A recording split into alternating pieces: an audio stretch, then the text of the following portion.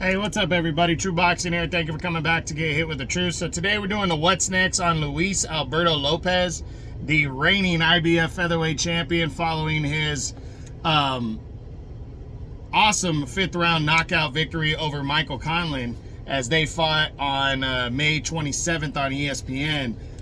It was just a great performance by Lopez, who again goes into enemy territory and gets a big victory, you know, a knockout victory over Conlan in a fight that I thought Conlan was going to win, was going to outbox him, and he just caught him cold with an uppercut in the 5th round and laid him out, and that was all she wrote. So big win for Lopez as he retains his title. And now the big question is, what's next for Luis Alberto Lopez? Before we get into that, if you guys could smash the like button, leave a comment, subscribe to the channel, I really would appreciate any and all support that I could get as I try to build my channel up here. And anything you don't like, just give me a thumbs down or leave me a comment and let me know. So now we're going to run through the top 10. Now, Lopez might have a mandatory defense due because Michael Conlan was not his mandatory, and Lopez was actually the last mandatory when he fought Josh Warrington. So I wouldn't be surprised if Lopez takes a mandatory defense next. But just in case, let's run through the top 10 and see what could possibly be going on for Luis Alberto Lopez if it's not a mandatory. We start with, well, Navarrete's out of the division now. Rey Vargas, the WBC champion. Unification bout. I mean, Vargas is going to fight Figueroa next in a mandatory bout, so it wouldn't be able to happen next. Maybe down the road, but Vargas would have to beat Figueroa, and to be honest, I don't think he's going to beat Figueroa. So I don't see this one happening. Plus, it's top rank working with the PBC. So, I mean, that's a long shot right there. So I don't see it. Mark Magsayo is moving up to 130. Gary Russell has moved up to 130. Then you got Brandon Figueroa, the tough contender. Now, if Figueroa were to beat Vargas and Lopez were to win an interim fight in between, then, maybe, but again, it's PBC working with top rank, and I just don't see, with both of them having other options, I don't see this one being likely. Then you have Mauricio Lara, who just lost to Lee Wood actually on the same day. He's a DAZN, a Golden Boy guy.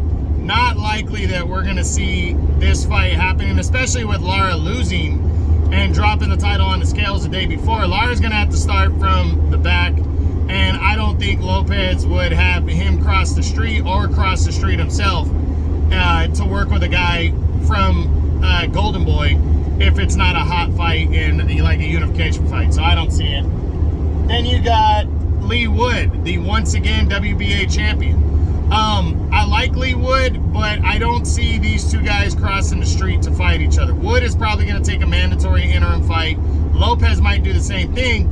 Maybe the two would lock horns, but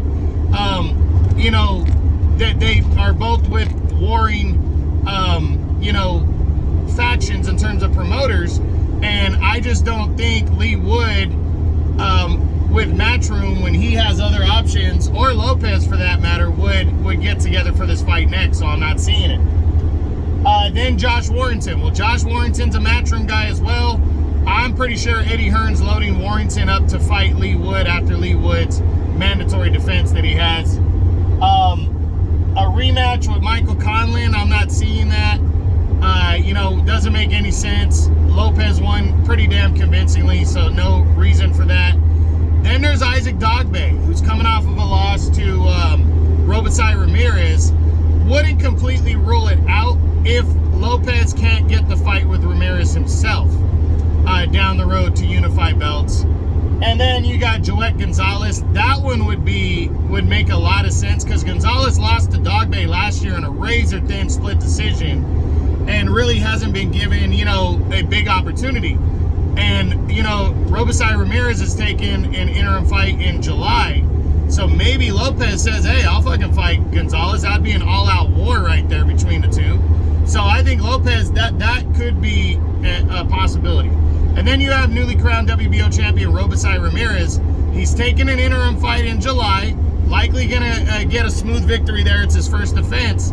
And then I think the door door's wide open for unification between those two. So, for Lopez, what do I ultimately think it's going to be next for him? As I do think the possibility of a mandatory defense is going to be there. I'm not sure who that would be against. Then you have a potential showdown and unification bout with Robinson Ramirez for the end of the year.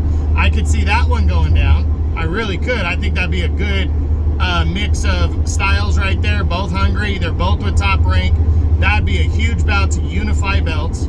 And then also a showdown with Joet Gonzalez if the Ramirez fight can happen. I think it's possible. So, Luis Alberto Lopez, big time win for him. Congratulations. I can't wait to see what he does and when he bounces back. And that's it. That's what I got. Hope you guys enjoyed the video. If you did, smash the like button, leave a comment, subscribe to the channel.